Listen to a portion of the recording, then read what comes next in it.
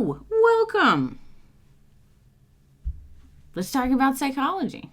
Today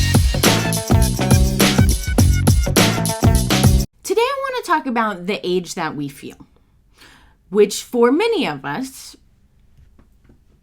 not the age that we are. Those two numbers are different numbers. They simply do not match. And to me, this is just like such an interesting experience that's also so common. Like, so many of us have at some point been embarrassed by our age. Our age. Something that we have literally zero control over. And I don't know, every single other person on this planet is also experiencing and could probably relate to. And yet, there have been times that we've been embarrassed by it, embarrassed by our age. So, I got to talk about it. I just want to know what's going on. I'm mostly going to focus on adulthood. I'm kind of on an aging kick right now. That's just what I'm into. So when we are adults, we usually feel younger than we actually are. But adulthood isn't the only time we have this kind of like internal struggle. Also when we're teenagers, we also feel a mismatch when we're teenagers, but usually when we're teenagers, we feel older than we actually are. So we get sort of a reprieve in our 20s.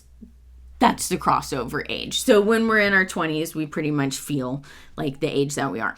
All the rest of the time, a little bit of a struggle between our real age and the age that we feel. So back to adults, back to adulthood. What's going on with adults? Adults usually do feel younger than they actually are. And this really starts to kick off like after 30. So after 30, we really start feeling younger than we are, and it continues for the rest of our days, essentially.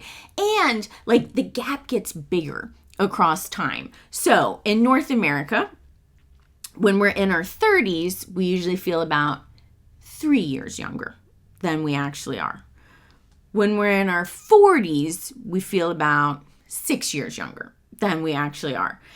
And when we're in our 80s, we feel about 13 years younger than we actually are. So like as we age across adulthood, that gap is getting wider, but it's always hovering around about 15%. So we're like pretty consistently shaving off like 15% of our age. And like this pattern looks pretty common worldwide. So those are just like the North American numbers. But it looks like this pattern is pretty consistent worldwide, but sort of like how big that gap is, there's some variability there. But most adults, many places around the globe, feel a little bit younger than they actually are. So to me, this difference, if we're focusing on that 15% difference, that seems pretty significant to me. And it seems to me like I could imagine this being an indication that we're unhappy, that we are unhappy with our actual age. We're like shaving 15% off of it pretty consistently.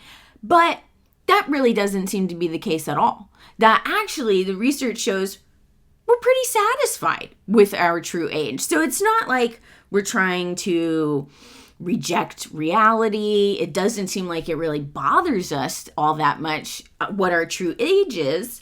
We just have this sort of like slightly different perception of ourselves. And feeling a little bit younger than we truly are, it does seem to be associated with some positive outcomes, just a little bit, like just a hair. So when we feel a little bit younger, we also tend to have a little bit higher well-being. So those two things are associated. And we also tend to perform like a little bit better on cognitive tasks. So if we feel a little bit younger than we are, we're also more likely to do better on like memory or attention tasks. So feeling a little bit younger than one's true age does seem to be related to kind of these other positive outcomes. Now, these effects they're pretty small. They're pretty small, and the research is correlational, so I don't really know like how these pieces fit together. But as far as I could tell, there don't seem to be like any huge glaring negative outcomes that are associated with feeling a little bit younger than we actually are. So it seems a little bit associated, it's like clustering with some positive outcomes, and I didn't see anything like glaringly negative.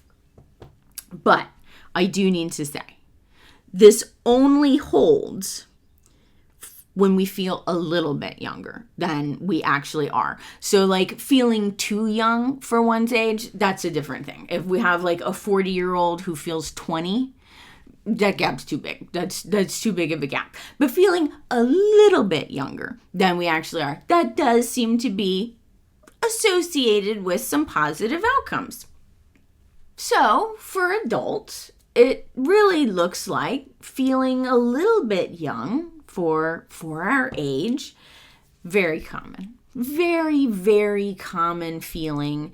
And to me, it really doesn't look like it's all that harmful. There may be some positives that are associated with it, but I do feel like if nothing else, it really doesn't seem harmful to us. It's just a thing that we do.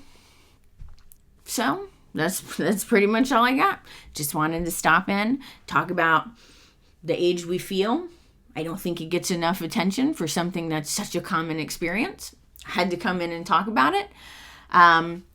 Please leave any questions or comments that you have. My plan is to be back in a couple of weeks. And so I hope everything goes well for you until then. I hope to see you soon. I really need outro music. This is the thing. I don't think it's going to happen this video, but I'm thinking about it. I hope to see you soon.